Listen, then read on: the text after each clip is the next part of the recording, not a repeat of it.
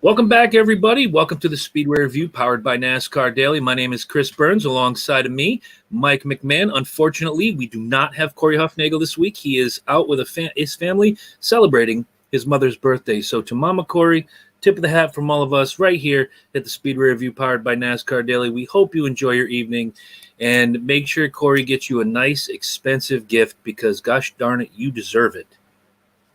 So, Mike, quick question while you are furiously sharing this show to all platforms. And guys, if you so desire, please share this with all your NASCAR friends and make sure they're coming to see us. The big news coming out of this week is twofold. We started after we left you guys Wednesday night. Thursday, the news hit that Austin Cindric, as we all thought, was going to go to the 2-car at Penske Racing. What we did not see and did not expect, and one person in particular did not see or expect, Matt DiBenedetto is once again searching for a job because Harrison Burton is going to be running the Wood Brothers 21 next year in 2022. I'm going to say I was shocked. I always thought that the Wood Brothers and Penske Racing South, a team, Penske and Wood Brothers, that collectively I have supported for many, many years, were a little more loyal than this. I understand why the moves were made, but what I do not understand is why someone like Matt DiBenedetto is out of a job and you're bringing in the shiny new toy. But other doors are opening because you have, as we all contemplated last week, the week before, finally announced on Monday officially, is that Brad Keselowski is moving to Roush Racing in the 6-car and will be part owner of that team. Other words circulating is that Brad Keselowski is looking to expand Roush's interests into Xfinity and Truck Series competition. So, Mike, if you're ready, I would love to know, starting with Cindric, Burton, DiBenedetto triangle, what you think of that news, and then we'll break into the Brad Keselowski news. So we're going full pins. We're just going all in right now. First off. We have to. This is the biggest story right now of the entire year since the Kyle Larson to HMS. This really is the biggest story because in it, and I'm going to give just a quiet opinion. In my opinion, Penske and the Wood Brothers have basically turned into every other race team, and they're going after the shiny new toy. Forget about the guy that's been keeping you afloat. Forget about the guy who's been busting his hump and basically auditioning for the job in the 2-car, because I'm pretty sure Keselowski was in a contract year. We all had speculation. Will he stay? Will he go? Will he retire? Well, now we know he's not going to retire. He's going to the 6-car with team ownership with Roush Fenway Racing. I personally thought DiBenedetto was a good fit for the 2-car. They saw it differently. We're going to move Cindric out of the 21, which we had a deal in principle, which Corey and I talked about last year when all this moving and shaking was going on with Cindric. And now, instead of Matty D staying in the 21, they're going to take Harrison Burton and throw him in the 21 car. Some are calling dirty pool. I may or may not be one of them. I want to know your thoughts on the Cindric, DiBenedetto, Burton triangle. Well, Chris, this was one of my story topics. I have most of my notes are on this subject. So if you want to get this out of the way right now, let's just tackle it, bro. Let's just tackle it. It's also episode 3. I seem to recall in episode 1, or even the episode Jones. I seem to recall we discussed this, and I clearly stated Cindric would be going to the number 2. Oh yeah, we all thought the same thing. Yeah. No. Trust me, we all thought the same thing, Mike. And I don't want to interrupt you here, but please understand, I had a really deep, not disgusting. Please let me rephrase. I just have this deep feeling that no matter what happened with the Brad Keselowski news, Cindric was going to get the 2. But I actually thought for once that these teams were going to stick to the protocol. This is what we announced. This is what we're doing for 2022. And they just pulled the rug out on everybody with this news. Well, I have a lot to say about this topic. And because it happened last week? Yeah, so Yep. I've had a lot of time to stew and sit and think about it.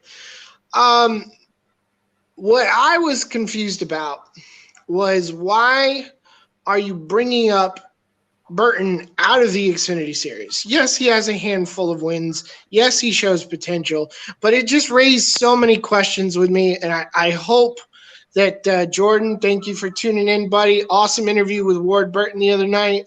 I love you, brother. Shake and bake, buddy. Yeah, man, it raised so many questions for me, and I really hope you enjoy some of these, so let's dig into them. Sure. The question of Harrison, and before I get into Harrison, let me say Maddie. Maddie, amazing 2020 season. Outstanding. Better than Paul Menard ever did in his sleep or in a video game, okay? In a video game even, Paul Menard was trash. So why, after only a year and a half, are you so quick to take an experienced driver who's had at least 2 years? You could say the 95, he ran really well. You could give him that.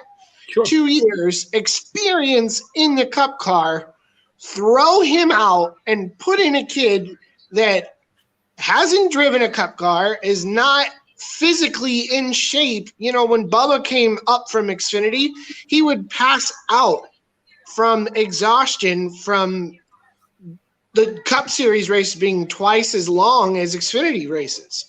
So why are you taking a guy that's in peak, and I mean, I will say it here, peak physical specimen condition?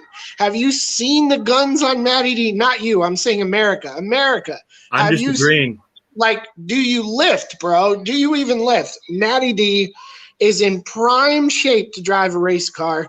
He's in prime shape to bring you top 10s, top 5s, and a win potentially that guarantees you'll be in the playoffs. And you're going to throw all of that away for Harrison Burton. I don't understand that at all. You lost Cindric. I get that. But why not keep Matty there? That's the perfect ride for him. If he had chosen to go somewhere else someday, if he got a better opportunity, but what better opportunity was going to get? Stuart Haas in 4 years or 3 years? Come on. Considering what we're going to be talking about when we talk about New Hampshire Motor Speedway and the race that was, there was, and I say was because I have a feeling somebody saved their job this weekend, but somebody at Stuart Haas Racing was in a contract year. Now, there are people that are going to say, well, that, and I don't want to talk about them too much. They'll say, well, that person brought this particular sponsorship. Well, if sponsors are living under a rock, and I'm not going to disparage that particular sponsor, what I'm going to say is every week, Matty D is featured on television in one way, shape, or form. They're talking about him. The announcers love him. The fans love him. Hell, guys, I went to the race with a Matt DiBenedetto flag as a cape and a Batman mask, and people loved it. Did you take a picture of that? Because I want to see that picture. Yes, I did, and I'm pretty sure I'll send it to you. Definitely got to go up on social media. People loved it. It got picked up by the Guido Nation fan site on Facebook. Thank you, Angie Hadaway, for doing that for me. Just people love this guy. As Corey and I did our live stream from the racetrack, I happened to turn and there was an older gentleman sitting while we're waiting to go into the racetrack proper. We're all in, merchandise alley and whatnot. And he's eating, and I look over. He's got the nicest Matty D T-shirt I've ever seen. I was like, dude, nice. He goes, I love your cape. And we just got to talking. I was like, so why Matty D? He goes, this kid has it. And I've seen him come and I've seen him go. This kid has it. I said, okay, cool. I'm with you on this. I can pick talent. My two favorite drivers end up being champions. One's a Hall of Famer. One's a future Hall of Famer. And Matty D is my next. I've said this before. I draft and follow. And it's what I did with Harvick, and now it's what I'm doing with DiBenedetto. People love this guy. Now, yes, the Kyle Busch trailer was packed. The Stuart Haas trailer was packed. Everywhere you go, and then there's some other ones. But when you got to the Penske one, I kind of stood and watched for a few minutes. A couple people leave with some Brad gear. A couple people leave, and it's his home track, but a couple people leave with 22 gear. They were selling Matty D gear, by my count, 2-1 over everybody else. That's popularity. That will bring sponsors. People love this guy. They want to see him do well. And when you buy his gear and his name is on it, guess who gets a cut of that? Matty D. So good on all people who bought Matty D gear. What I don't understand, much like you, is the Harrison Burton thing. First of all, he's a Toyota driver running on the Gibbs cars right now in the Xfinity Series, but all of a sudden he's going from Toyota to Ford. He's going into the Wood Brothers car. Who does this guy have naked pictures of? Because I like you, I don't understand it. Who does Harrison Burton have dirt on? Because he shouldn't be in that car. No offense to Harrison. He's a couple years away from being a really good Cup driver when they bring him up. But now he's another one they're bringing up too soon. They brought up Priest too soon. They brought up Bubba too soon. Alfredo. Oh, my God. Best point, because I love me some Anthony Alfredo. I'm sorry, but it's too soon. Oh, you're right. And they brought up Chase Briscoe too soon. Yeah, way too soon. But like, why is – and that I did – sorry, Chris, but that I didn't understand at the start of the season why Briscoe jumped up but not Cindric, and why put him in a car that is about to be nullified. Like, none of this experience he's getting is going to transfer over into the next-gen car. There's no reason for it. You know what? I've been struggling with that for the last few days. Is that, yes, they are going to a composite body, which the Xfinity Series currently drives. It's a lighter car, so he does have a lot of that experience. But, so does Matty D. So do all these other guys that have come in and out of the Xfinity Series. Ross. Ross Chastain. Perfect. Ross is numero uno. But even last year, Clint Boyer announces his retirement. The 14 is opening up. I thought it would be a good fit for Matt. Nope. We're going to go with Briscoe. Okay. He's won a bunch of races. Let's see how he does. So now we're going to bring up some impressive moments like we talked about, driving with a race hood on top of your windshield. That's pretty impressive. I can dance. I can cluck like a chicken with a bottle in my butt. That's impressive. That's an impressive moment. It doesn't make me a dancer. You know what I mean? It doesn't make me a dancer. I could hit a softball 400 feet for a home run. Doesn't make me an all-star in baseball. All right, let me get you off your tangent rant here. Please, your next point. Does Harrison Burton bring his sponsors, OfferPad and Dex, with him to the 21? Those are his, like, he had Dex in the ARCA series. He brought that up. So are we going to see that on the 21 car? Side note, I will never root for that car now going forward. And it's nothing against Harrison. I will never root for that car to succeed. The 21, for as long as I've been watching racing, has always been the Motorcraft car. Yes, there have been the influx of side sponsors like Menards, like Quaker State, but it's always been the Motorcraft, Wood Brothers, Ford. The Air Force. They used to have the Air Force. But it's a side sponsor. It's always been the main sponsor. Chris, I lost you. There you are. Yep, I'm back. Are you there? And okay, but going back. The Motorcraft has been the one. If he brings his sponsorship with him, that's great. But if they look, again, I'm an old school guy. I didn't like when Austin Dillon got in the 3. I thank the ever-loving racing gods that he's had other sponsors and not Goodwrench. I was okay with when they put Harvick in that car way back in 2001 before anybody knew his name. They changed the color scheme, but they had a contract with Goodwrench for 5 years. They did their own thing.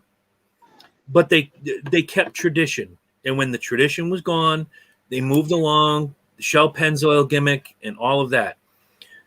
I think it was Budweiser after that, too. So there's more. But again, I go back 30-plus years, and that 21 has always been the Motorcraft Ford. If he brings those sponsors and that changes, that basically takes all the integrity, in my mind, out of the Wood Brothers. I mean, their name is synonymous with that sponsor. I really don't think that's going anywhere. I just think you'll see it more rare Like it'll become like Daytona 500, Talladega, Darlington, the kind of the crown jewels. Charlotte, you'll probably see it, but for the week to week, the road courses, the short tracks, you'll probably see. Well, like I said, nothing against Harrison, but I won't be rooting for that car to succeed at all. Yeah. And you were saying, who did Harrison, how did Harrison get this? I think Harrison is settling. Harrison is settling because he's taken a huge step down.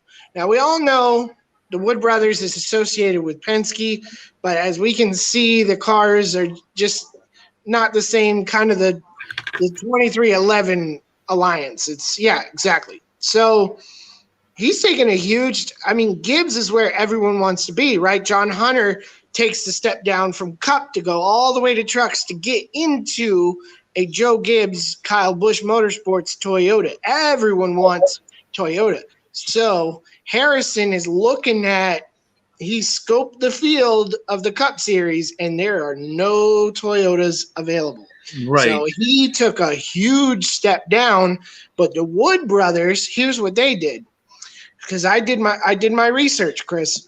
And not to make this all about Harrison, because we love Matty, but what I noticed was I took a look at the points standings in the Xfinity Series. Harrison Burton is 5th overall in points.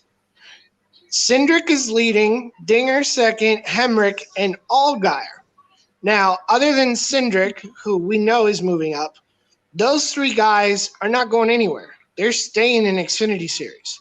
So if you look at it as an owner and you're looking at the Xfinity roster, Harrison Burton is there. Like, he's your next step down from Cindric. So that's something that the little light bulb went on with me, was like, oh, I see what they did there. All right. Tell me if you can see this. I'm going to try to maneuver it. It's kind of a picture. I see the New Hampshire logo. Is that you in your Batman mask? Yeah, it is. I don't think it's going to – there we go. That's a little better, yeah. Oh, my gosh. People – You are a brave soul, sir. Dude, I'm just a crazy schmuck. I do crazy things like that all the time. And thank you, by the way, to Jim Lollimer. He bought that mask at the 2005 Dover race when Batman Begins came out. He wore it to the track. Really? Yes. When the news came out about Matt, it was Thursday morning. I remember sending you guys the video, you and Corey. It came into my mind. I've got this flag. I want to support Matty this weekend. So I called Jim. I said, "You still got that Batman mask?" "Yup, best $5 I ever spent." "Can I borrow it?" "Yup, come on up tomorrow night." Friday night, drove up to Brooklyn, Connecticut, grabbed the mask, and the rest, as they say, is history. And but again, people loved it. Again, going back to your point on Harrison Burton, you could have done the same thing if Noah Gragson got called up a year ago when he was lighting the world on fire, but he didn't. Junior has a plan, and whoever Junior has a technical alliance with in Cup, because he's getting some help from somewhere, and I'm guessing it's going to be HMS. He has a plan for Gragson. He knows if he lets him go too soon, he's going to flop. Look at when Chase Briscoe. I got Chase Briscoe on the brain all of a sudden, but I'm going to point to your hat. When they brought Chase Elliott up, lots of seconds, not a whole lot of wins. He had to get his feet wet. He had to get moving and motivated. And when he got that first win, as I say to Corey all the time, once you break that glass ceiling in the Cup Series, your confidence soars. Mm-hmm. This isn't the old days where Kyle Petty can get a win, or Lake Speed can get a win, or Morgan Shepherd can get a couple wins. Back then, you fought vultures. Now, the field has sort of leveled out, but it hasn't leveled out. You have guys with tons and tons of talent with these multiple car teams. Then you have guys with tons and tons of talent, like a Ryan Preece in a crap car. No offense to JTG Doherty, but you're giving him crap equipment. Crap. I've always said, and I'll say it about time out. Just because you win the pole at Daytona 1 or 2 years in a row, I don't care. No one's trying to win the pole at Daytona. Rick Hendrick just had nothing else to brag about. Okay, Strikers. Oh, you guy. What's up, boys? Ant's Butthole is willing to sponsor a car. That will be Lynch's band, Ant's Butthole. Their new album will be spewing at you October 31st.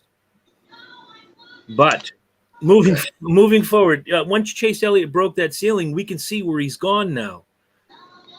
Multiple races. He's the road course king. He's the reigning and defending heavyweight champion of the world. But he had to get that seasoning. He had to get his feet wet. And you point to that hat, you know what? Be proud. Be awfully proud. That is good stuff. But I don't think we're going to see Harrison Burton or Austin Cindric get anywhere near the championship. Cindric is a playoff. I'm going to call it now. Cindric is a playoff driver. He is not a championship contender. Exactly. Next year. And we haven't run race 1. I give him 4 years, and then he's the next Brad Keselowski. But look at what they've done with Suarez when they brought him up. He got, 2 years in the Stewart-Haas car? You're not winning? Get out. To be fair, though, Chris, nobody expected Carl Edwards to retire. That was not in the books at all. They had to fill that seat because of sponsorship, and it bit them in the butt. But we see now that Daniel did have the talent. But sure. let me just reel it back into Matt because we're 20 minutes on one subject. So Matt came out with that video, and that's what honestly stopped me from doing an immediate reaction video. Is his declaration of faith. I'm so proud of him for being open and honest and vulnerable. And Chris, I don't know what your take from his video was, and then he followed it up on NBC at New Hampshire in the pre-race show. He flat out said, I'll say it. I'll say it on national television. I got screwed. On the video, what I like the most, and I've watched a lot of his videos that he puts out, and he really doesn't cuss. I mean, ass is the worst thing he says. And when he makes this video and he says, guys, I got to be honest with you, I got the shit end of the stick. I'm like, wow, okay, he is hot. He is angry. And he said it in the video, I'm angry. I thought everything was working out and I had a plan and they had a plan, and then here we are. I want to give him credit for something else too, although I'm only going to take half his advice.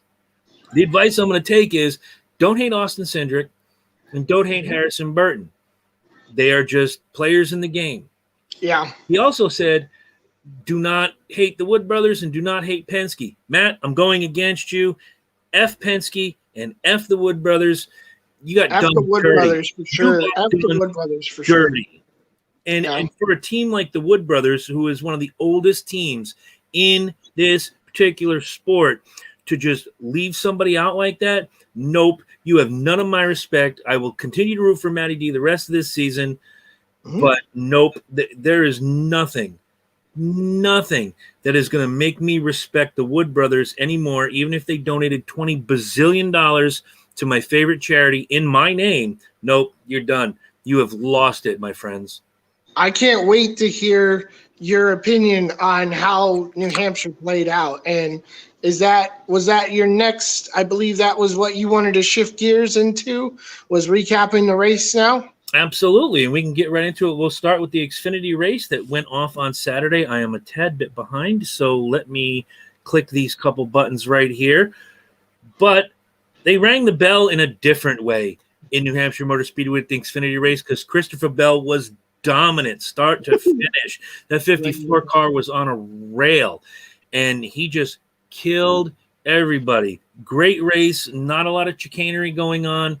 Little bit of sadness when you look down the list and you see Sam Mayer had a little bit of an accident, and of course CJ McLaughlin with the electrical problem that ended his day. But for the most part, and my man Brandon F. and Jones with the radiator, excuse me, I forgot him. Seems like bad luck is following that boy around this year. But there's not much to talk about in regard to the Xfinity race other than how freaking dominant Christopher Bell was the entire race. Let's see what I thought about the Xfinity race here. I was not able to watch it live. Unfortunately, there was an issue with the broadcast company, the cable company. And so I spent the day with my son, hoping I could watch the replay later, and that did not happen. So I was able to watch some highlights. I didn't see Bell dominate like you said. I saw Allmendinger give him a run for his money. I thought it was cool to hear Dale Earnhardt Jr. be the lead broadcaster for that race. Mm-hmm. I feel like it took the intensity way down. Even Jeff Burton was kind of down. Let me say, I'm a Hendrick guy, Jr., I'll say that. But if Dale Jr. and Steve Letarte did the Xfinity races by themselves, it would be perfection. Oh. Perfection. But you throw Jeff Burton in there, and no offense to Rick Allen, he's a great play-by-play guy. Loved him in the Truck Series, but really not good when you have that many characters all at once. And I was wondering where Rick Allen was. I think Junior did both races or just the Xfinity race. I didn't. Obviously, I was there live for the Cup race, so right. So I don't know who did the main broadcast, but this goes back to something Corey and I have talked about before. And if this is the first time you and I are talking about it, so be it. When Fox was doing the Xfinity races, they'd have the drivers only booth, and they'd bring the Cup guys up, whether it's DiBenedetto, Logano, Keselowski, Harvick, all of them. Kyle Busch actually did a great job in that. The Busch brothers were awesome. And they were off the hook, and they brought they bring a different perspective to a series that really does need more eyes on it. So it's not surprising that you also found that Dale Jr. leading the broadcast was a breath of fresh air. I don't have a problem. I don't have a problem so much with Jeff Burton, except for when Jeff Burton gets a little too excited. He sounds like a 14-year-old, and his voice is cracking. Yeah, it's a bit of a problem. You know, it'd be better in the booth. Ward Burton, that'd be fun. You maybe, I'll buy it. But going into the race, and we'll run down the top 10, the points, the picks, the happies, and the sads as I lead you off. Once again, Christopher Bell. And the reason I said dominant, and Corey also agreed with me, he was at the race, is that he led a whole bunch of laps, and he never really fell, with the exception of pit stops, lower than fifth. Christopher Bell was just out there killing it the entire day. That's what. Sorry, but that's one of my notes here. Is that 54 is good no matter who is driving it. We've seen that, whether it's him or Ty Gibbs or Kyle Busch or whomever.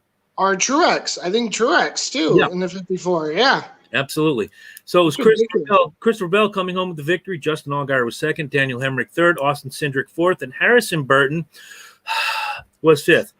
Justin Haley sixth. Myatt Snyder was seventh. Josh Berry eighth. Brett Moffitt ninth. And Riley Herbst rounds out your top 10. Your other notables, Jeb Burton with a hard B is 11th. AJ Allmendinger was 12th. Noah Gragson 14th. And we go down the list trying to find somebody of note. Is there anybody out there? Bueller. Oh, there he is. Brandon Effin Jones was 38th. Sam Mayer was 39th. And all the way in the Jeff Green position. What did we rename the Jeff Green position? The Quinn Houff position. Oh, yes. And the Quinn Houff position was Mason Massey all the way down there in 40th. I'm going to lead off with Corey's happy and sad. I don't know why he picked them, but I'm pretty sure I know why his sad is his sad. He took Justin Allgaier for his happy. Obviously, Allgaier had a good run, come home second to Christopher Bell. It was kind of a foregone conclusion. And his sad went to Noah Gragson. 14th place finish. I don't understand, but I'm sure there's a reason, and he'll bring it up to us later on. I'm going to go with my happy and sad.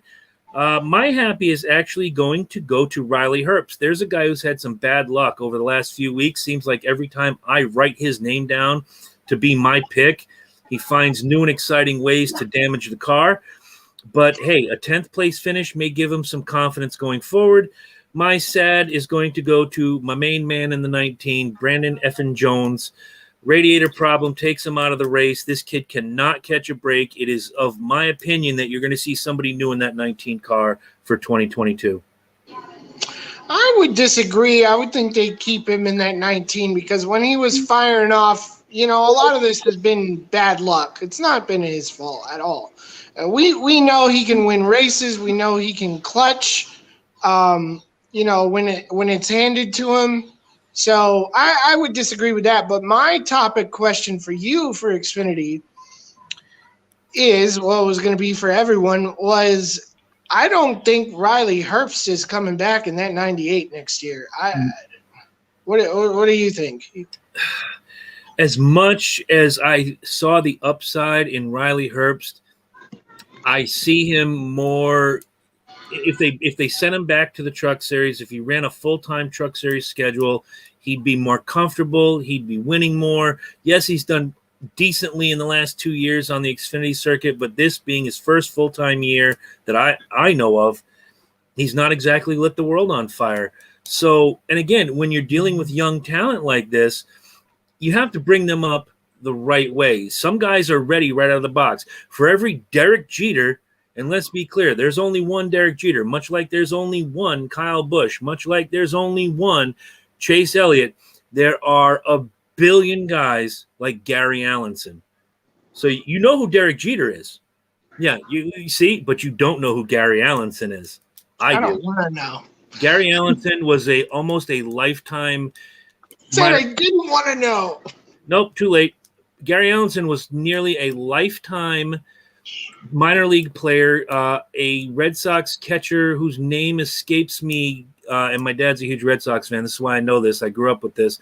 Got hurt. His name was Bob Montgomery, and he went into the booth the next year. Gary Allenson took over that spot for a couple years and was basically a bucket of suck until they brought up Rich Gedman, and everything went well. This is in the early 80s, so don't strain yourself trying to remember this. Nope. Okay, fair enough. Wasn't even born yet. I figured as much. Now, I need a happy and a sad for you from the week that was in the Xfinity Series. Okay. Well, my sad I'm going to start with, because I am highly disappointed that the playoffs are this close, a month away, and they look 100% anticlimactic. There isn't a single battle going on. Cindric and Allmendinger never turned out to be what we wanted them to be after they got together. And there's only been 5 Xfinity Series regulars that have won this season. Out of 12 spots, we only have 5 winners. That's, they say the Xfinity Series is the best competition we have on track, but that's the 5 wins out of 20 some races. That's not good stats at all. Problem I have with, and I agree with you on this, because the problem I have is, and I'm going to rant about him in just a little while. Get ready. I showed you the picture. Part of that problem is Kyle effing Busch. If he doesn't win those 5 races, we're having a different conversation. It's also Truex, give it to Ty Gibbs for winning 2 or 3. Kudos to him.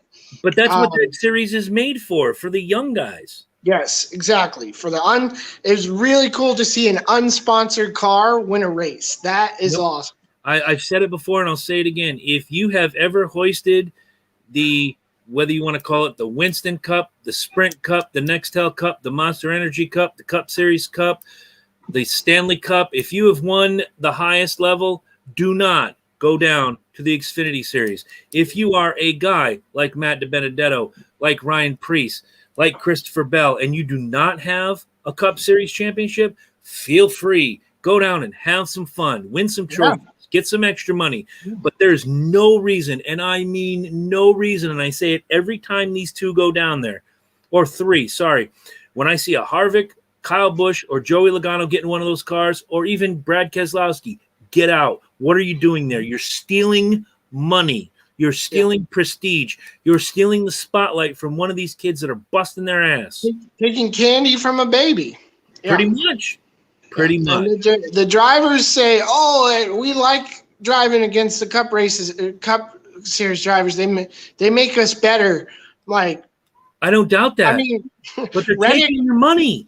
Reddick is in his second season, and he's just now getting better because racing Kyle Busch doesn't teach you how to race 43 or 42. Sorry, it's not 43 anymore. I'm old. Get over it. It's 38, 37 other drivers out on the track, and half of them are slow and can't keep up. So racing Kyle Busch teaches you very minimal to bring you up to Cup. But I'm going to talk about my happy. Yeah. And there's two things to be happy about. I am happy that Josh Berry is running that number one for Michael Annett. I do not like Michael Annett. I've never liked Michael Annett. Never will. So I'm happy that he's in a quality ride with Dale Jr., Junior Motorsports, where he clearly belongs because, like you said, he scored a top 10, and that's what he should be putting out, top 10s, 5s, and wins. Now, my second happy is going to segue us into the picks because who is my pick? Justin Allgaier. Yeah, baby. Yeah. Good job. All right. Mike with the Saturday win, baby. Well, I'm going to say it like this. I was going to kind of give you your golf clap, give you your propers. Mike has scored his first points since he joined Speedway Review, powered by his site, NASCAR Daily. We may as well just lead off with Mike's pick. Mike, you took Justin Allgaier as your lock. He finished second. You took Josh Berry as your sleeper. He finished 8th. That's a total of 10. Mike, your finish was a 5. Corey took Noah Gragson as his lock. He finished 14th. He took Josh Berry as his sleeper. He finished 8th for a total of 22. Corey's finish in the Xfinity Series was an 11. This was a really good week for all of us, actually. I also took Noah Gragson as my lock, who finished 14th. I took Jeb Burton with a hard B as my sleeper. He finished 11th. That's a total of 25. My finish was a 12.5. Mike has scored 2 points for the New Hampshire Xfinity race. Now we move on to Sunday's Cup race. Now, let me just enjoy. Go ahead. Take a moment. Take a moment, guys. Mike has scored his first. Woo! Save that. That's a different site. Don't do that. No, that's what they I just know. to have the champagne bottle. You know what that looks like on a 2x2 screen, right? I don't care. The Speedway Review powered by Pornhub. No. Okay. It's I don't drink soda, so I have to spray water everywhere. Water! Woo! Understood. Now, I'm not going to Go ahead. I just had a feeling, man, that Allgaier, he's the seasoned veteran. It's a short track, the mile. I just had a feeling Justin was going to be there. I really thought he was going to win. I didn't know Bell was going to be in that race, or it didn't occur to me. So I didn't until I turned it on. I came in about 25 laps in. I'm like, Christopher Bell is in this race? Wow, okay. Yeah, I knew it, but somehow I didn't put it together that the 54. I slept on that one, but I'll take second place. That's awesome. All right, rock and roll. But hey, there you are with 2 points in the pick set. So great job by you. I am very happy for you. You are still behind me, and we'll get to that when we get to that. Now we go to Sunday's race, and boy, is there a lot to talk about. And you said you wanted to bring something up when it came to the tail end of this race.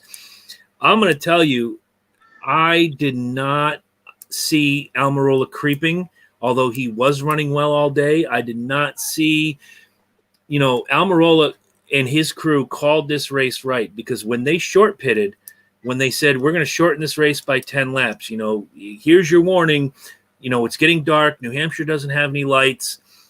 We're going to get this done.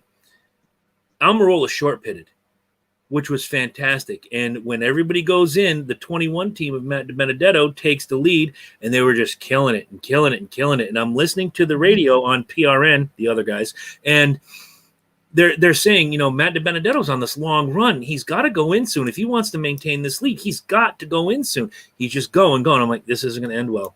But it did end well. It ended okay for Matty D. Didn't drop to 28th, but didn't exactly win the race, and Almirola, with that good pitch strategy and a very fast race car, comes home with the win.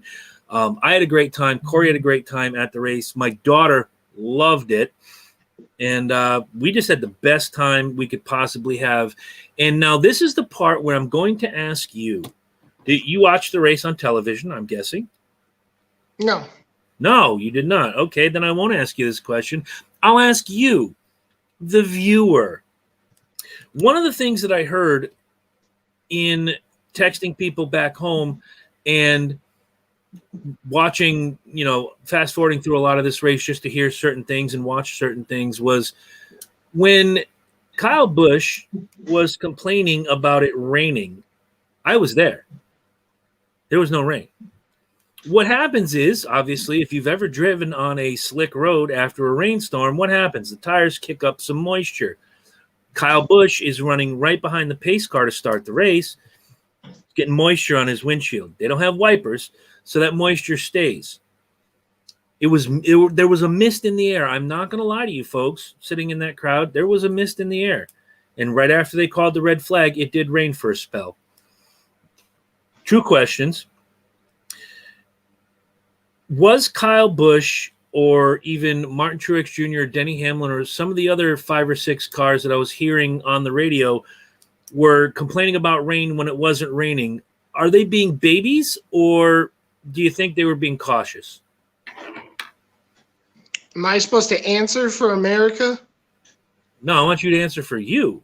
Oh, okay. Based on what I just gave to you. Okay. That's a good point you made about dragging the moisture up, falling behind somebody. I didn't think of that. I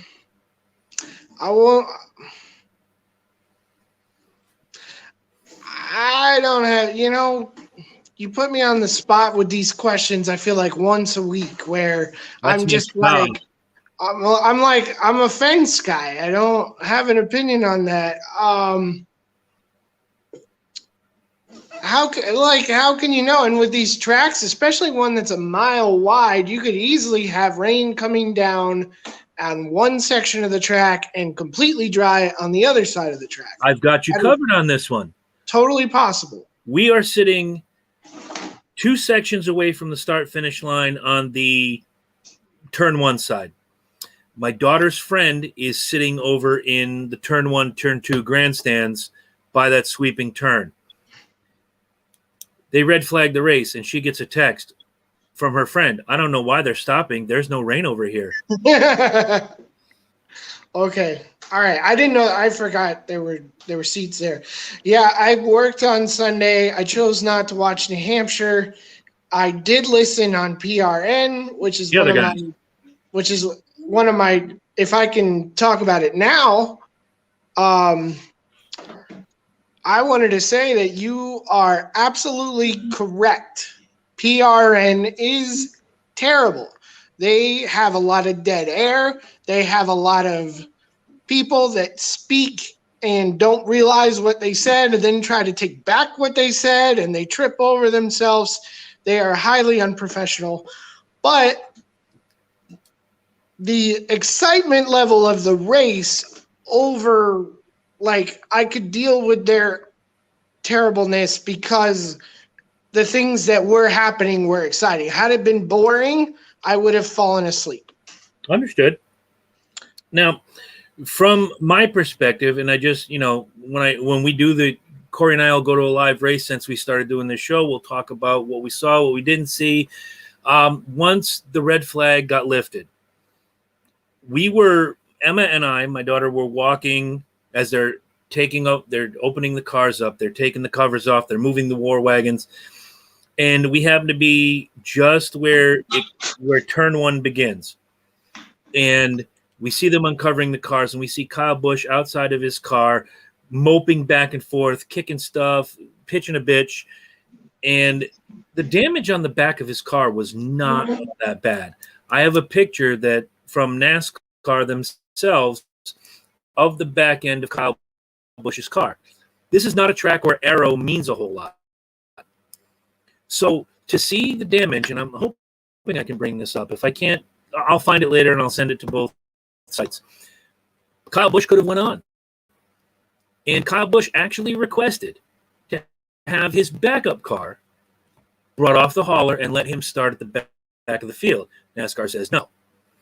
Kyle Busch then pitches a fit in the pit area, in the garage area, telling many NASCAR officials, F this, F that, kiss my stuff. All broadcast on PRN without the F words. They're saying, and Kyle Busch is back here, profanity-laced tirade. I'll get into that later. And he's telling the officials to go F themselves. I'm going to leave it alone for now because my Kyle Busch rant is coming up. And it's important. However, they restart the race. Now is a good time. No, I want to talk about good things about this race, and then I'll launch into it because we got a couple things. Okay. I didn't know there were good things about this race. Oh, there's plenty of good things. Truex, who was also caught up in that wreck, had a heck of a finish. Denny Hamlin, who was spinning out at the same time, had a heck of a finish. Two cars, both teammates of Kyle Busch, both with damage, both finish in the top 15. Why couldn't Kyle do it? We're going to cover that in a little bit. But first, we're going to talk about Eric Almirola potentially saving his job with a win this Sunday at New Hampshire Motor Speedway. Christopher Bell finishes second. No surprise there. Had a great run the day before. Brad Keselowski was third. Joey Logano fourth. Ryan Blaney was fifth. Kevin Harvick sixth. Kyle Larson seventh. Ross Chastain was eighth. Alex Bowman nine. And Denny Hamlin rounds out your top 10. Your other notables, Matt DiBenedetto fell from first and came home 11th. Martin Truex caught up in that first spin in lap 6, comes home with a 12th place finish. Kurt Busch was 16th. Chase Elliott was 18th. William Byron was 21st. Ryan Preece was 22nd. Ryan Newman was 24th. Bubba Wallace 26th. Moving on down the line, Anthony Alfredo 32nd. Quinn Huff 35th, strangely enough. And all the way down in the Quinn Huff position, it was Kyle Busch. Kyle Busch. When me and my good friend Caden, who is one of our original members, he was my original. Remind me of Caden when you're done with your point. The name Caden, please. Okay. Well, Caden and I were talking while the race is on. He tells me, I don't understand why Kyle Busch is packing up and climbing out of his car. The damage didn't look that bad. And I'm like, the way they're describing it, it didn't sound that bad. And they're on a short track where aero is non-existent there. I've always seen Kyle, like, I can't even see this. I'm working on it. It's literally a dent. Yeah. Kind of like what he did to the pace car, which we'll get into in my rant. Right. So we thought that was hilarious. I mean, Caden races go-karts, but even he was like, he's like, if that was my car, I'd go back out there and run it. Agreed. 1,000% agreed. But, I'm glad you mentioned Blaney finishing 5th because that's not in my notes. But it was a mental note that I took while I was listening to the race. So I don't know if you want my happy and sad now. Sure, absolutely. Why don't you lead it off? Okay. Well, originally my thought was, how do we get the competition to race this hard without weather? Can we just tell everyone, all the race teams, like, there's weather in the area. There's weather in the area. It's 5 miles out. Just lie to them, and then we will get a good freaking race every freaking weekend, man, because I hate this track. I stated I hated this track last weekend, but I was listening to it, and I was like, I wish I was watching this. This is incredible. So now you have reminded me the best part, not to take away from Almirola winning. That's awesome. And we'll talk about I've got that set up still to come, even though we're an hour in already. That's all right. We've got Blaney battling Keselowski on the track. And I'm delivering Thai food at this time. And I'm listening, not DoorDash. I know Bubba does, but I don't support DoorDash. I'm Uber Eats. So I'm delivering Thai food, listening to the PRN screaming about Blaney and Keselowski going door to door, corner to corner, and a thought pops in my head. Blaney, as of now, is no longer Keselowski's teammate. In his mind, that car is free to do whatever he wants. I have watched Blaney get run over by Brad since he came over to Penske. Run over, shoved out of the way. Brad is the worst teammate in history. Him and Joey never get along. And Blaney was giving Brad the biggest middle finger by running him that hard and said, I'm not gonna take it. No more, buddy. The gloves have come off. Blaney was a man. He stood up for himself. He moved that god-awful 2 car out of the way. I'm sorry. It's only awful because Brad drives it. I love the 2 car. And I'll be happy when Cindric is in it. But that was my happy. And it does overshadow. I've got to bring it down. Tears for Maddie, my heartbreak. Once again, I wanted to hear your opinion on the staying out, trying to win it. He gave it his all, couldn't pull it off. Okay, so I have the earbuds in, listening to the radio broadcast. And as I brought up before, they're talking about he's on a long run. Everybody's pitting, and Almirola's short pitted. So before everybody else went in, Almirola short pitted. Smart. Because you watch that 10 crawl up the pylon, and the guys on the radio are saying, if DiBenedetto wants to hold this lead, he's got to go in. He's X amount away from this. He's got a 8-second lead. He can certainly pick it up. The car's been fast all day. He was in the top 10 90% of the day. He can do this. I blame the crew on that. But then when he does go in, he loses the lead. Almirola picks it up. I'm listening, and for whatever reason, PRN is sticking. Again, we're going to talk about the TV broadcasts over the last few weeks. We're going to talk about right now PRN this Sunday because I didn't get to see it on television live. I was there. They're all talking about Matty D. They've been talking about Matty D all season. They want him as much as we want him to do well and succeed. So I blame the crew for telling him, stay out, we got this. Stay out, we got this. That 11th could have been a win. That 11th that he has this weekend could have been a 5th. That 11th could have been a 2nd.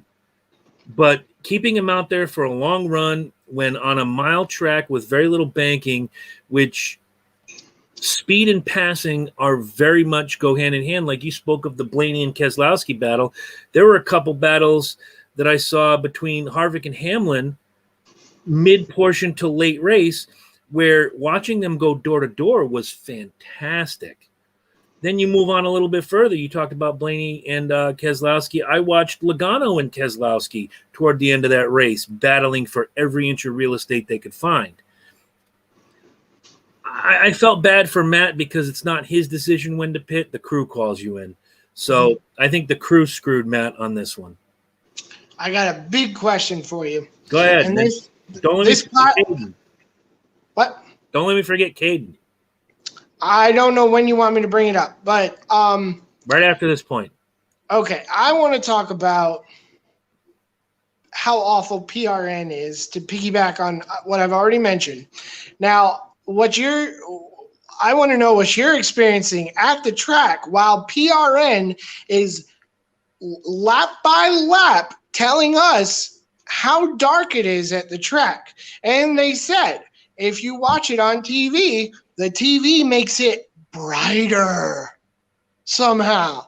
How bright was it at the track? Because they were telling us Matty D was going to win because they were going to call the race for darkness at any given time. No, they told the drivers, and the announcement went out over the loudspeaker at New Hampshire Motor Speedway that they were going to cut the race by 10 laps to battle the dark.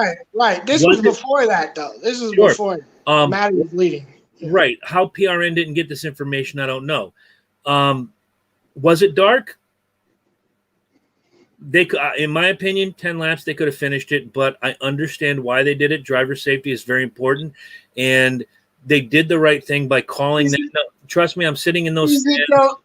I'm gonna remind you of Coda when driver safety wasn't important until Truex almost died, and then it became important.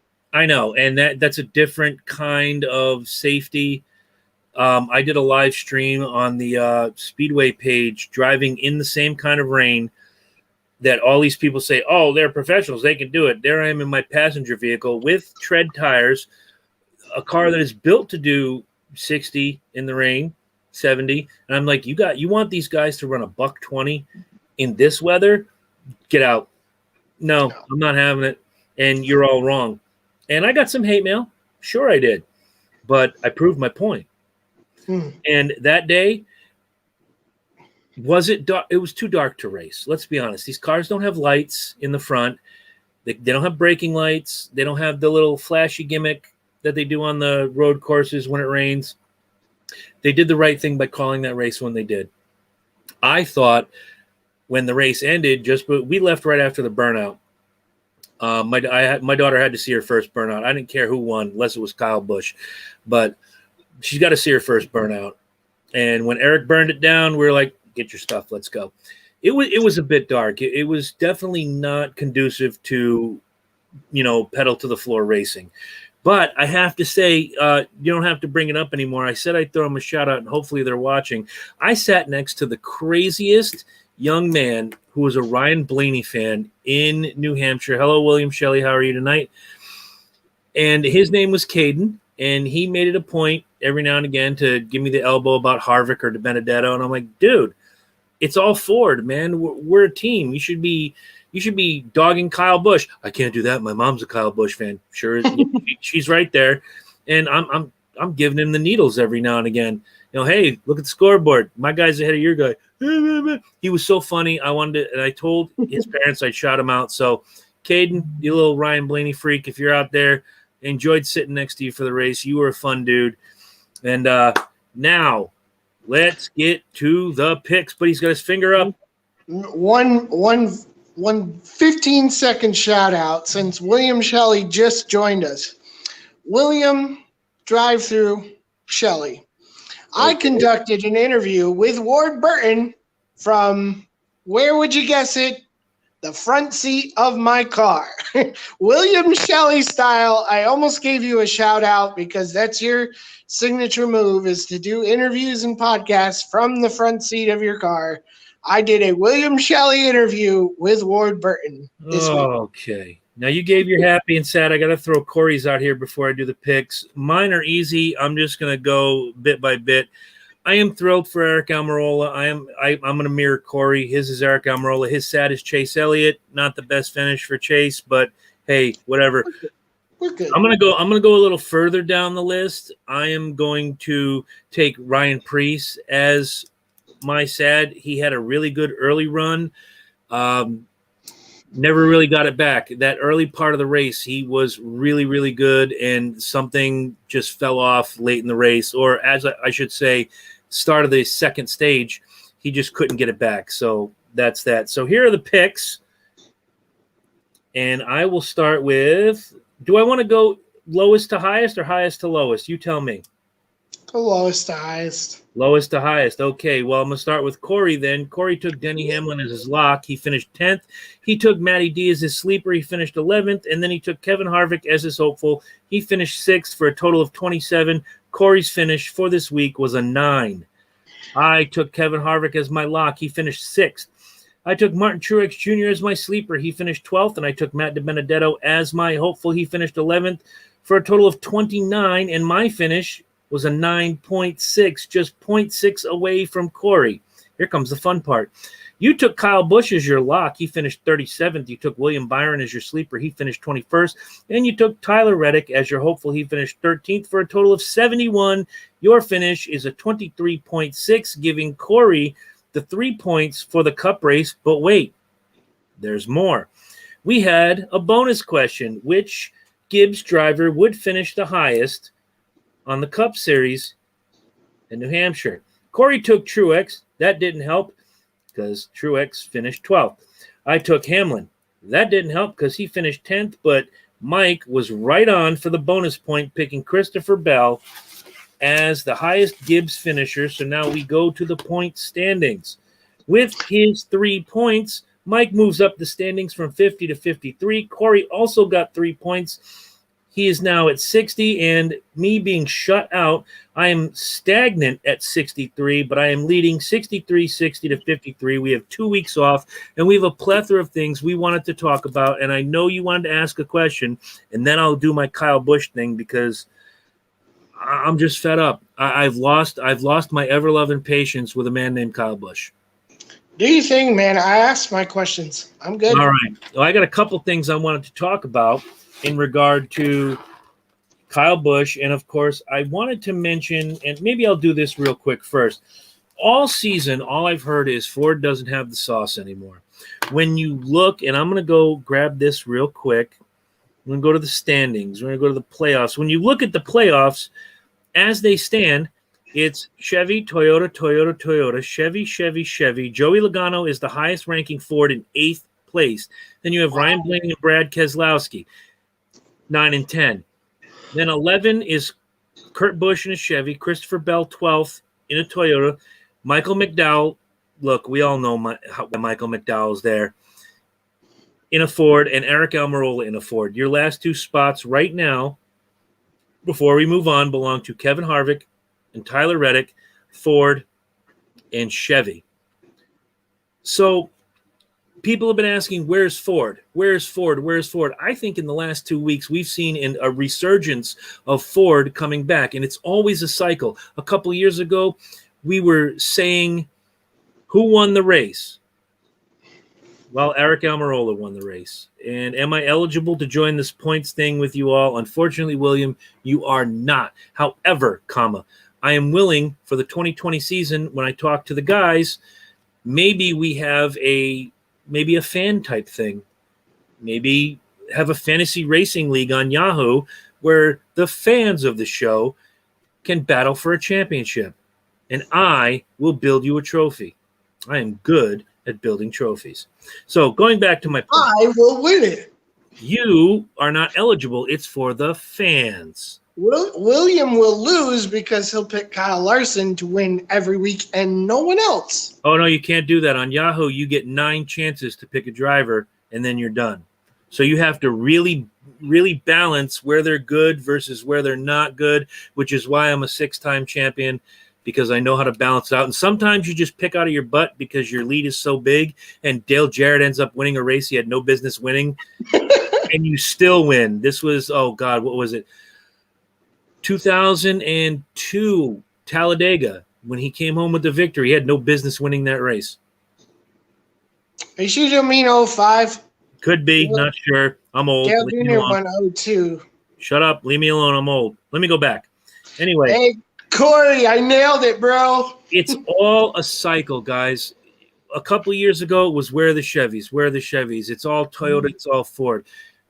Before that, it was, the Toyotas, they had their peak. They're not going to come back. It's all Ford. It's all Chevy. The past year or so, with the exception of Harvick last year, winning 9 races in a Ford, all we heard was, where's Ford? Where's Ford? It's all Harvick. Well, look how no got it. Yeah, but now when you look at last week, where 5 of the top 10 drivers were Fords, and then this week in New Hampshire, 7 of the top 15 are Ford, they're starting to creep. Is it a little too much, too little, too late? Nobody knows. But we have 4 races left till the playoffs. In my heart of hearts, and I want to look through the playoff picture one more time, Logano's got to win in a Ford. Blaney's got to win in a Ford. Keselowski's got to win in a Ford. Almirola's got to win in a Ford. And McDowell has a win in a Ford. Of those 5 drivers, I only see 3 in a Ford that could repeat as a winner. Now, when I look further down in a Ford, I see Kevin Harvick in a Ford. I see Matt DiBenedetto in a Ford. And then there is a steep fall off to Ryan Newman, Cole Custer, Chase Briscoe, Anthony Alfredo. None of those 4 names I mentioned, I don't think they're going to make it. I would give a better shot at DiBenedetto or even Chris Buescher. Yeah, Buescher, I was going to say. Yeah. And Kevin Harvick. But again, with 4 races left to go, like you mentioned earlier, there is a spot for Harvick, I think, either Watkins, Glen, or Michigan. At every race, it's why they run the races. If you listen to William, and I'm starting to see right here how he's coming up and doing his thing, if you listen to William, they should just give the trophy to Kyle Larson now and screw the rest of the field. We don't need to go on with this season. It's over. Kyle Larson is your champion. That's not how it works. Yeah. Which is going to lead to my next point, but go ahead. I know you want to make a point. Yeah, I have some comments there. First of all, last year in the Final Four was, I think, the first time I can remember all 3 manufacturers were represented in the Final Four. I'd have to look back, but you could be right. You got Chase Elliott, you got Denny Hamlin, and the 2 Penske Fords. So it was all 3 manufacturers. And that stalled me out. It took the wind out of my sails. It's gone. Thought's gone. What were we talking about? Ford. Ford's research. I think a Ford will win Michigan. Hands down. Fart, Chris. Took the wind right out of my sail. I'm sorry to hear that. Man, I had a really good comment about something too. Okay, oh, well. I'm looking back real quick. 2014. Oh, I got it. Ford, Toyota, Ford. Okay, go ahead. Moving on. I got it. A thought occurred to me when I was talking to Caden about, again, mentioning Caden, my good buddy, when we were talking about Harvick's performance. Now, if you look at last year, Harvick dominates the summer and falls off in the fall. Falls in the fall, loses the Final Four appearance. That's not funny. Chase doesn't do well in the summer, picks it up in the fall, and hits at all the right points. Now, if I say this, it better not come true, and Chase, forgive me if it does. But what if these 4 drivers are taking a page out of Chase Elliott's playbook, and they said, we don't need to win every race. We don't need to dominate. We need to hit at the right times. And I'm looking at Michigan as Harvick is going to do his thing there. And that was the thought that came to me. What if they're taking a page out of Chase Elliott's playbook? This is, look at the result of last year crashing in Martinsville. These are the tracks we need to be good at. Harvick's been running the road courses in the Xfinity Series to get better because he's terrible. And there's 2 in a row coming up, which I'm going to mention I'm not happy about. I think we need to do a pop-up this weekend of all the news stories we did not get to tonight. Fair enough. First, I'm going to make 2 points. Chase Elliott didn't write that book. Tony Stewart did a couple years ago, his last championship. So I will say they're co-authors. Second, 2015 is when we saw all 3 manufacturers in the Final Four. Kyle Busch is your winner in a Toyota. Kevin Harvick, runner-up in a Ford. And Jeff Gordon was 3rd in a Chevy. It's been that long, was my point. Agreed. It's been a long time. It's mostly Toyota and Ford every year. Correct. And this year now with Chevy having a huge year, it's going to make for some exciting stuff. Now, we just cracked the top of the hour. I promised you guys a rant. I'm going to try to temper it. I don't have any money to put in the jar this week, so if I slip, I'll put it in next week. I want to know. I'm going to mute my microphone and just let you fly. I'm going to get some water. If you well, go ahead. The beginning of it, fine, but I'm going to ask you a couple questions as we go along because you are a parent as well as I am. So I can bear to the working man. I want to know whether it's William Shelley or anybody else who watches this show, or Mike McMahon or Corey Huffnagel or anybody, whether you have kids or not, what kind of role model is Kyle Busch to his children? When he wins, it's all about him. When he loses, it's all his team. It had nothing to do with Kyle. Kyle drives that car. Kyle's amazing. After this race this weekend, I tried to give Kyle Busch a little benefit of the doubt last week out of Atlanta. congratulating his brother, no matter half-heartedly it was, and making the comment about his last ever Xfinity Series start, saying, well, they're driving me out, much like they drove Harvick out, much like they drove this guy out, and, it's no longer fun anymore, and yeah, if Joe Gibbs asks me, I'll do it. And I'm like, wow, it sounds like he's maturing. First of all, there's a standing rule in NASCAR for as long as I can remember is you don't touch the pace car. You don't pass the pace car. You don't screw with the pace car. And in the opening, before the race even started, Kyle Busch was bumping the pace car. Big mistake. Rusty Wallace got fined. Dale Earnhardt got fined. Jeff Gordon got fined. A bunch of guys got fined. You know who didn't get fined? Kyle effing Busch. Why? Because he sells T-shirts? Because he's a poster boy? Now, the Kyle Busch apologists are going to say, he's the winningest driver in NASCAR history. Sure, I could add my high school resume to anything and make me the winningest whatever. The lower levels don't count. What's on Mike's hat right now counts. That's the Cup Series championship. Do you think anybody cares how many minor league trophies Derek Jeter won? No, they care about the 5 championships he won as a Major League Baseball player. And if you want to get even further, how about the 10 that Yogi Berra won? Nobody cares what Yogi Berra did in high school. Nobody cares what Yogi Berra did beyond that except Aflac commercials. They care about the 10 championships he won on the top level. You want to call yourself the winningest driver, Kyle Busch? How about you get 201 victories on the Cup Series? Beat a little man called the King. How about you get 7 championships, not only by the King, but the Intimidator, and even though he doesn't have a nickname that I can say here out loud, Jimmy Johnson, all 7-time champions. I got to ask Kyle Busch, if anybody out there knows Kyle Busch and wants to send this to him, the petulant child that he is, and his wife, New Boobs Busch, who every time he gets to victory lane, she gets a new rack. When your son has a fit because he doesn't get his way, do you let it go? Do you look at him and go, Braxton, this really isn't the way we should be acting right now, but Dad does it every week on TV. Wow, you just made a point, 6-year-old Braxton, and you know what? You should get everything you want because you're right. Your father is an idiot, a petulant child. He's a spoiled brat. He can't stand the fact that he's not first every single week. And for what it's worth, if you're a race car driver, you should be pissed if you're not first every week. But the problem is I've watched this idiot win a race in the truck series with a truck that probably had no reason to be there. But again, I said a million times, you put Kyle Busch behind the wheel of a Cub cadet and he'll find victory lane. And what did he say in that interview?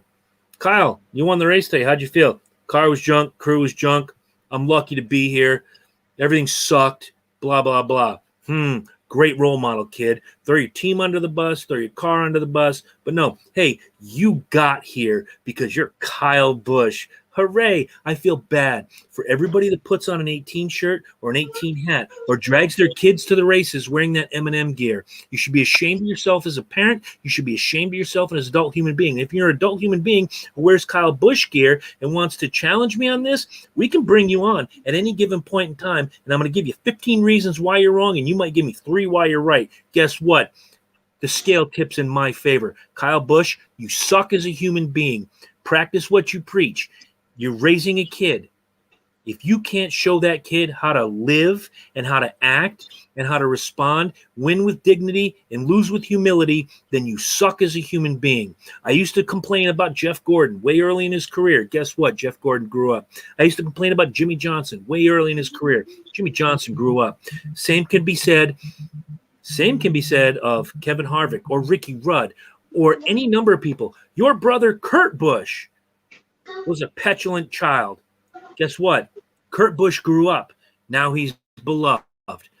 You, on the other hand, you suck. You suck out loud. You should not be anywhere near a microphone, a television camera, or in certain cases, a racetrack, because you are, in fact, a schmuck. And if anybody ever shares this with Kyle Busch and he wants to challenge me or his big boob fake wife, no, she's a real wife. She's got fake boobs. Let me get that right. I'm right here. I'm done. My name's Chris Burns, and I approve this message. Wow.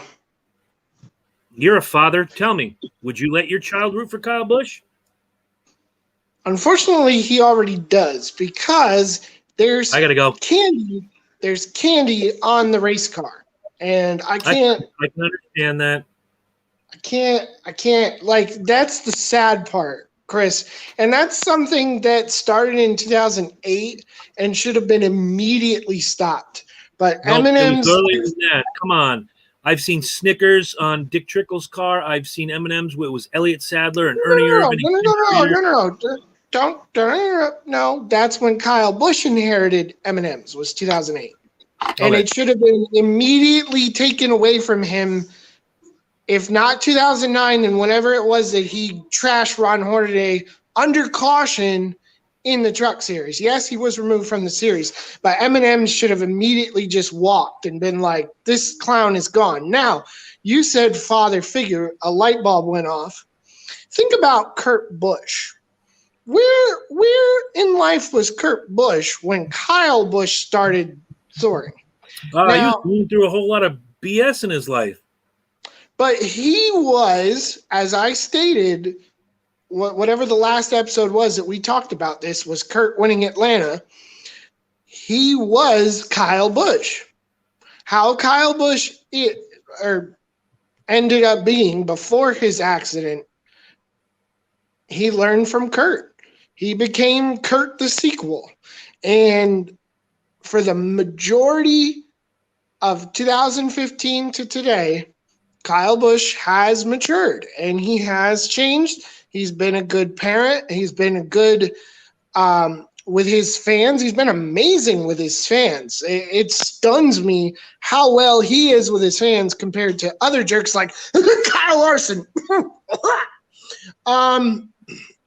But you are not wrong either, because of the way he runs his mouth, the way he gets away with everything, the way that he cries, oh, everything's against me, woe is me. Brett Griffin called him out, and I wish you had heard it on Door Bumper Clear. Maybe you did, but I wished I could have sent the sound clip to you of telling him to grow the hell up and stop crying like a baby on national television. And I was like, whoa. And he mentioned at Atlanta Motor Speedway the number of fans like you that had the custom-made FKB shirts. And I will publicly say this here on live streaming on the internet. I was a Kyle Busch supporter for 2015 up until this year. I would say 2016, not 15. We kind of reconciled in 15, so 16 to now. I no longer wear his gear. It sits in my house. I threw away my Harvick gear. I haven't thrown away my Kyle Busch stuff yet. I'm not quite that angry, but I do not wear it anymore. It does not come out. I don't wear it for truck races anymore. I will find something truck related, or I'll continue to wear Chase Elliott. All right. Quick question. First one, why throw away the Harvick gear? Harvick's never done anything crappy. Harvick did two things crappy. Oh, two. First of all, 2017. And this is a story for a pop-up episode, but the short story is, I finally meet Kevin Harvick 10 years after my first race, his win in the Daytona 500. That was a special moment for me being a Kevin Harvick fan. He's standing 2 feet in front of me. There is only 3 of us standing there waiting to meet him. A blonde woman is to my right. Don't know who she is. She begins to pull out 5 items for him to sign. I sit there and I wait patiently. I'm not crowding. I'm not being rude. I wait my turn. It's my turn. Kevin, can I have a selfie? Golf cart gone. A selfie. 1 picture, 2 seconds. Do you know who took a selfie with me that day? Joey Logano, okay, who I didn't even like at that time. Stopped when I said, hey, Joey, can I take a picture? Stopped and took a picture and shook my hand. All right. I'm a Joey Logano fan because of that. Harvick heard me and got in his golf cart and left. There's no excuse for that. But I let it slide. It's Harvick. He's got things to do. I let it go. I said, okay, man, that's all right. It hurts. I'll let it go. Fault number 2, Darlington, Ross Chastain. I raked him over the coals. I gave him the business. But okay. That's look. No excuse. Every driver, whether you want to admit it or not, and I'm not saying you're blind to the fact, but every driver has a stupid on-track incident or an autograph thing or whatever that just it'll piss you off. But in my opinion, it's no reason to walk away. What are you doing? I have sat in this bar stool for an hour and a half. I have to stand and stretch my leg. Try driving for 15 hours over 2 days, and you'll have flat ass. Uber driver, pal. I've been in my car for over 20 hours. You get out of the car, you sit back in the car. You get out of the car, you sit back in the car. There were some days I didn't get out. All right, fair enough. I'm going to tell you this story real quick, and then William's got a couple of really great comments I want to address, and I want to get to him and what he has to say here. You watched professional wrestling in your life when you were a kid? No, not when I was a kid, but in my adult, yeah, I watch it now. So you're familiar with a gentleman named Bubba Ray Dudley? No. Oh, one of the greatest tag team wrestlers of all time with his brother Devon. Brother for me. Devon.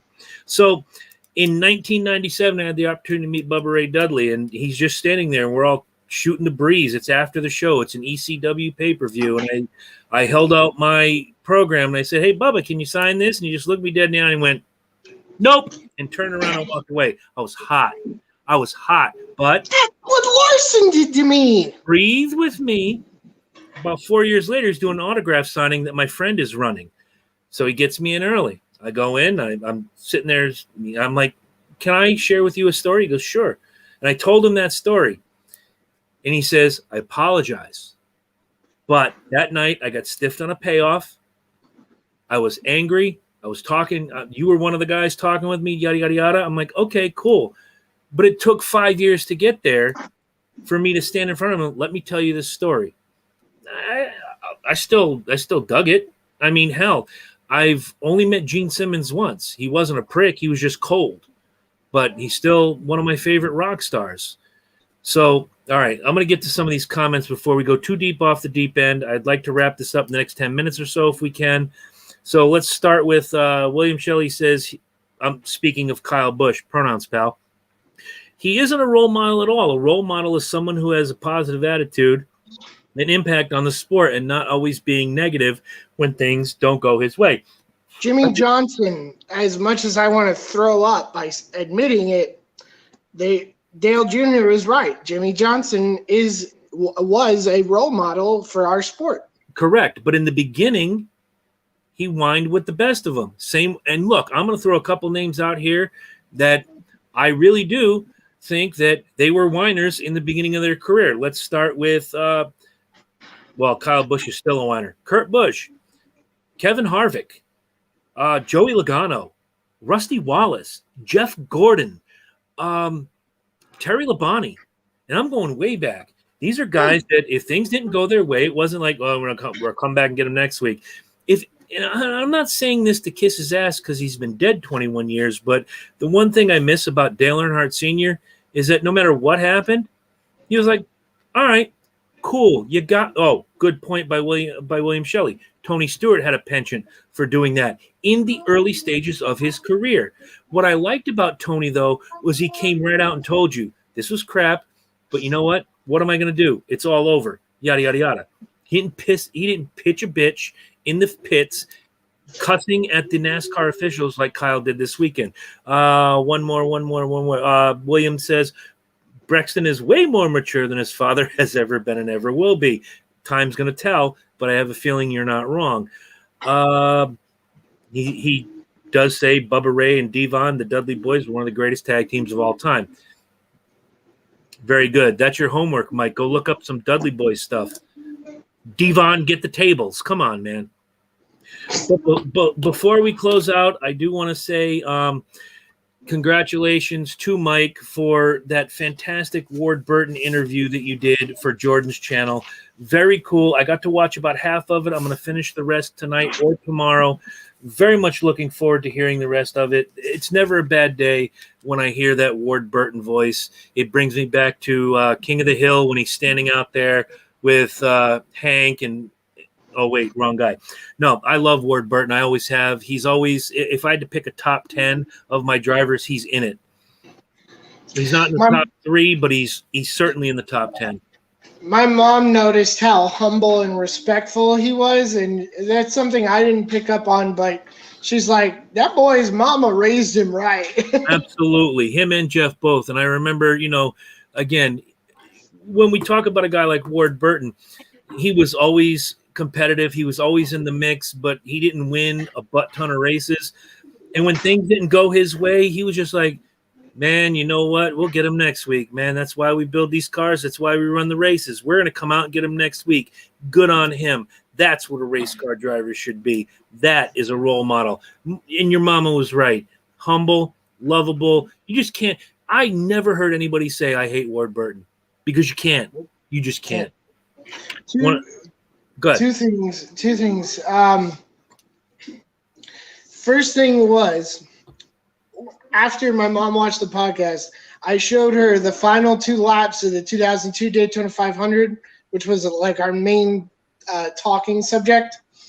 Man, I got so emotional rewatching that. It just kind of set in, I just kind of took in the moment at that time of what it was that I had accomplished. For a small town guy from Pompano Beach, Florida, where NASCAR is almost non-existent there. You never find a NASCAR fan there. Almost never. Side note, Pompano Beach, hometown of the Red Rooster, Terry Taylor. I did not know that. Well, now you know. I'll have to look him up. No, don't, please. Later. But that was the emotional, mushy gushy stuff. The funny stuff is this morning, Jordan sends me this little like TikTok clip of Ward Burton getting wrecked by Dale Jr., standing at Bristol, throwing the helmet, and the interview of Ward Burton said, I wish I had something to shoot out the window at him. And for a guy who's a big hunter, he would not have missed. That was so funny.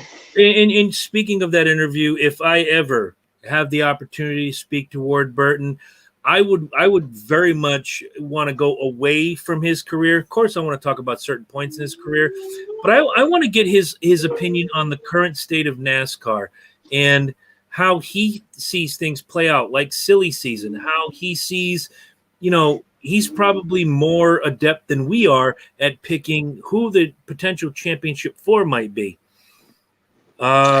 He's really good at talking about Jeb. He's really heavily invested in what Jeb's doing. As well he should be. But yeah, definitely finish the rest of that podcast, and then you might have less questions, or maybe you'll have more. But I'm always going to have more. He did confirm at the end of that podcast that he will be joining the Speedway Review at an undetermined time at this point. He said he is rather busy, which he is with his Wildlife Foundation, which I did post in the groups, that I hope you guys will check it out and support it. Absolutely. William, you really need to slow down with this Kyle Larson talk. It never ends. All right. I want to highlight this because, William, you may have your calendar a little off. Remember, Kyle Larson's going to win this weekend. We're not racing for 2 weeks because of the Olympics. So no race. Unless you're playing Xbox or PlayStation, kid, Kyle Larson ain't winning nothing. Well, Chris, to be fair, Larson runs, midgets and go-karts against, little kids. So he's probably in a remote control, an RC race this weekend, beating a bunch of nerds. So okay, I'm going to write this down, and I'm going to put it way in the back so I can find it. This is William Shelley. I want to put that up on the screen. His final 4 is Harvick, Larson, Truex, Elliott. I hope to God you're right. Real quick, before we sign out, once again, great interview from what I've heard so far with Ward Burton. Guys, don't forget, if you're not a fan of NASCAR Daily already, go over to that page, like it, be a part of the fun and chicanery. If you are a NASCAR Daily fan and you are not a part of the Speedway Review page, go like that now. We're going to make this a big racing family. Let's blend it all together. Coming up with these 2 weeks off, I would love to have Connecticut racing star Joey Ternullo, Mr. Walnuts himself. Come on. He's really fun to talk to. He'll give a real honest opinion about the state of NASCAR right now and his own career. But I do want to bring this up because you mentioned autographs and doing things for the kids. Joey Logano finally made his way back to Middletown, Connecticut this weekend and was at the Berlin, I want to get the name right, Silver City Quarter Midget Racetrack, talking to a bunch of kids, and he went out and ran some laps with them. He didn't race against them, but I want to give See, that's what Larson would have done. Yep. Larson would have gone and whooped up on them and then rubbed it in their faces. The only reason go ahead. Someone, and I think it was Caden, showed me a picture of Kyle Larson signing a grown man's rear end. That's just too much. But That's just way too much. This is the driver who stood there, looked at my Target t-shirt and hat, and said, nope, and kept going 5 times. 5. But you'll sign a random drunk dude's rear end. You gotta let go of that stuff, bro. It's only gonna bring you down. You are trash, Larson. You're trash. Oh my God. You're a terrible person. Oh my Lord. We gotta let that stuff go. That anger's gonna kill you, kid. But I want to say the only reason I knew Logano was in town was my friend Joey Vecchito. And he texted me and says, Joey Logano and his dad were just in my parents' Italian ice shop, which is if you're ever in Middletown, Connecticut, Vecchito's Italian Ice. Look them up, check them out. The most delicious Italian ice you'll ever eat in your life, only at Vecchito's in Middletown, Connecticut. And I didn't know that Joey's dad and Tom Logano grew up together and have been friendly all their lives. So to know that Joey was there, Joey wasn't there, but Joey Logano was. Joey Vecchito wasn't. Let me get the pronouns right. Too many Joeys. Too many Italian dudes in one second. Hey, now. Too many Guidos. Had I known Logano was in town, I might have reached out. I might have said something. I might have tried to weasel a little interview with him, but I do have an in.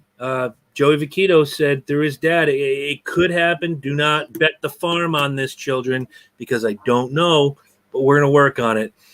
But, we got Joey Ternullo waiting in the wings. We got Jason Blue, the stat guy and the announcer for Stafford Motor Speedway, where they just had SRX a few weeks ago. We forgot this. May want to just thumbs up, thumbs down, thumbs in the middle. What did you think of the SRX series? Absolutely, 1,000%. I'm with you on this one. So William says, Guidos are from Jersey, not Connecticut. You need to get a map, bro, because the Italians, we're everywhere, bro. We're everywhere. But having said that, I'm going to say goodnight, Mike. We'll talk before the weekend's up. I will reach out to Senor Ternullo, and we got 2 weeks off. So we have this week, Sunday no racing. Next week is an open episode. We're just going to talk news, notes, and whatever the fans bring to the table. Maybe we can get Joey on next week if we can. If not, we'll figure something out. We'll just do the 3-head Jones. I wanted to talk about possibly a fan vote where we ask you, the fans, what kind of a pop-up episode you'd like to see during the 2 weeks off. So post in the daily, post in the Speedway Review. What do you want to see us talk about? You want to talk about an old race? You want to talk about an old season? A specific driver? Like tonight we did a half hour on Kyle Busch. Let us know, man. If it's Kyle Larson, I won't be showing up for it, though, because I'll pop in, say Kyle Larson sucks, and I'll be gone. But I don't shy away from Kyle Busch, and if somebody wants to talk about Kyle Busch, I'll certainly be there. But you can't. Come on, you got to let that anger go. It's going to kill you, kid. Not anger. I'll never forgive. So it's like your Nickelback. Although Pocono was pretty sweet revenge. If you watch my reaction to that tire going down, that was pretty sweet release. We would probably like to talk about the Olympics and what y'all thoughts are about that. They suck and they're boring, and I don't care. It's not racing. Somebody asked me the question the other day, why don't you watch the Olympics? I'm like, I watch the Olympics. I watch the events I like. I'm certainly not going to watch, floor dancing or whatever. I'll watch archery. I'll watch the swimming.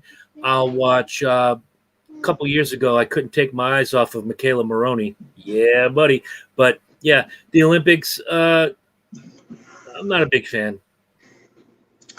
So tonight, I'm going to mention Till Valhalla. I met a guy that in Boca Raton, he runs his own little seafood place down there, the lobster roll place or whatever. And he told me about his son who serves in the military.